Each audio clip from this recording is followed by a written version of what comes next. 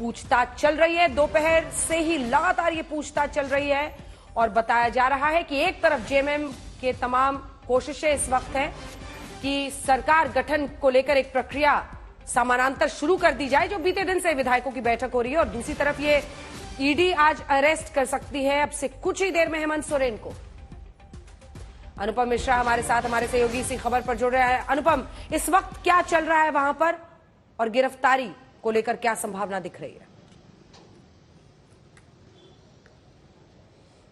बिल्कुल अंजना, थोड़ी देर पहले तो जो हमें सूचना मिल रही है कि थोड़ी देर में ही शायद हेमंत सोरेन को गिरफ्तार किया जाएगा, ऑफिशियली बताया जाएगा, दिखाया जाएगा। लेकिन इस बीच सरकार को किस तरह से बचाया जाए, एक जो मुख्यमंत्री हैं वो किस तरह से चेंज हो, चूंकि कल्पना सोरेन का नाम पहले से ही तय होकर रखा था। कल जो मीटिंग हुई थी, लगभग 2 घंटे से ज्यादा जो मीटिंग चली थी, उसमें ही तय हो गया था कि कल्पना सोरेन को जो कमान है वो सौंपी जाएगी। तो उस प्रक्रिया को किस तरह से साथ साथ समानांतर रूप से चालू किया जाए, चालू रखा जाए, उसकी बातचीत चल रही है। जो दूसरे नेता हैं उनको कमान सौंपी जा रही है कि किस तरह से क्या करना है, राजभवन जाना है, कैसे राजभवन जाना है। चूंकि राजभवन में जो समय दिया गया था, शुरू में बात सामने आई कि 7:30 का समय है, 7:50 का समय है, लेकिन अब जो सुनने में आ रहा है 9, 9:30 बजे के आसपास का समय है। तो ऐसे में जो बाकी के विधायक हैं, मैं हूं पीछे गेट में, और यहीं से 3 गाड़ियां, दो बसें, 24 सीटर की लग्जरी बसें और एक ट्रैवलर यहां से। आप बने रहिए, वहां की तस्वीरें दिखाते रहिए, मैं लौट रही हूं। अनुपम, मुनीश जुड़ गए। मुनीश,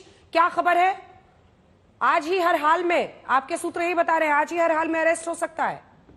जी बिल्कुल अंजना, सूत्रों की माने तो सिर्फ औपचारिकता बाकी रह गई है। सवाल जवाबों का सिलसिला जो है वो आखिरी पड़ाव में है और किसी भी वक्त ईडी पेपर पे दिखा सकती है कि हेमंत सोरेन की गिरफ्तारी जमीन घोटाले मामले में कर दी गई है। और इसके पीछे की वजह बता दूं अंजना, आज जब इस पूरे मामले में 1:30 बजे से लगातार पूछताछ की जा रही थी हेमंत सोरेन से, तो जमीन घोटाले के अलावा उनसे जो इलीगल माइनिंग का केस है और कोयला घोटाला है, तीनों ही मामलों को लेकर उनसे पूछताछ की गई।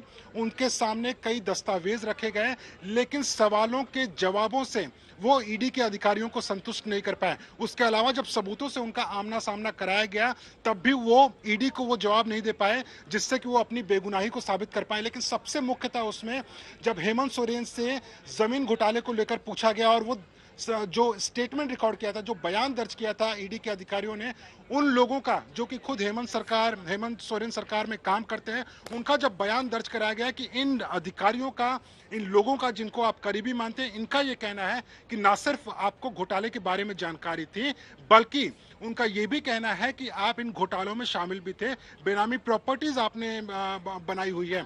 उस पर हेमंत सोरेन कोई जवाब नहीं दे पाया और उसके बाद ही ईडी ने तय किया कि सबूतों के आधार पर हेमंत सोरेन की गिरफ्तारी करनी है।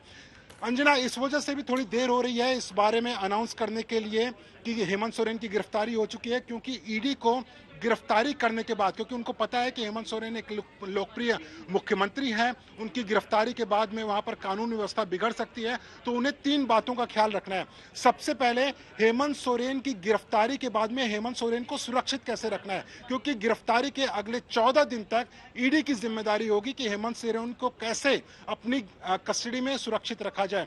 दूसरा, ईडी के अधिकारी, क्योंकि लगातार हम देख रहे हैं ईडी के अधिकारियों के ऊपर बंगाल में भी अटैक हुआ था, इस तरह का कोई भी स्थिति ईडी नहीं चाहता है कि उनके अधिकारियों के जान माल को कोई नुकसान हो, और इसी के लिए उनकी सुरक्षा कैसे मुहैया कराए।